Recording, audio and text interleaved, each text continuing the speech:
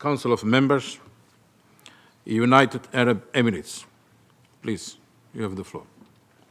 Mr. President, I want to wish everybody a happy World Water Day. I would like to begin by thanking Mozambique and Switzerland for bringing us together on this critical issue. Our reliance on water is profound. Water is a necessity not only for survival, but for the fundamental right to a standard of living adequate for one's health and well-being.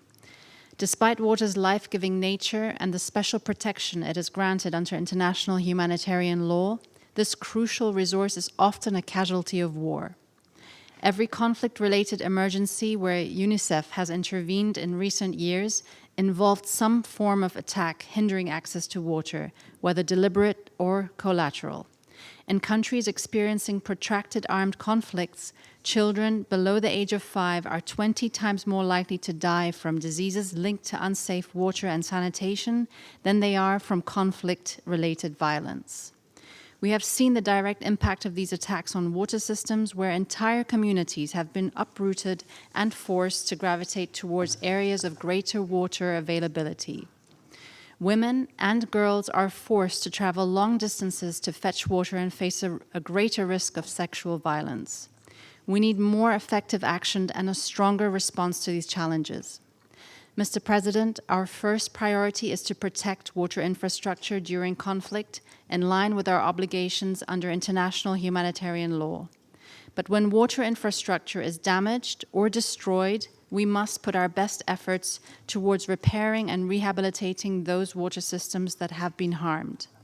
Importantly, that involves ensuring that we facilitate the work of humanitarian actors making essential repairs.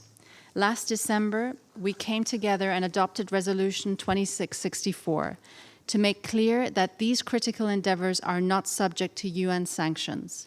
With this same spirit, we encourage efforts to ensure that national policies and sanctions preserve the humanitarian space and avoid hindering this important work. Humanitarian actors are responding to emergency situations, repairing and operating water systems in urban centers, transporting water by truck to displaced persons, and providing life-saving medical treatment to people affected by waterborne diseases. The UAE is a strong supporter of these efforts.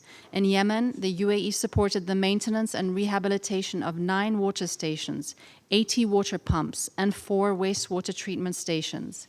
In Somalia, the UAE has built thousands of wells, reservoirs, and water pipe extensions. Even amidst protracted conflict, these efforts are possible and save many lives. In a world where armed conflicts are far too prevalent, the need to ensure the protection of water systems has never been more acute. The intensity of our action should mirror the scale of the challenge. The international community must step up its response and demand and inspire more effective action to protect water systems and enable humanitarian efforts. This is the only way that this most basic of needs will be adequately protected, and so too the civilian population caught in the crossfire of conflict. Thank you, Mr. President.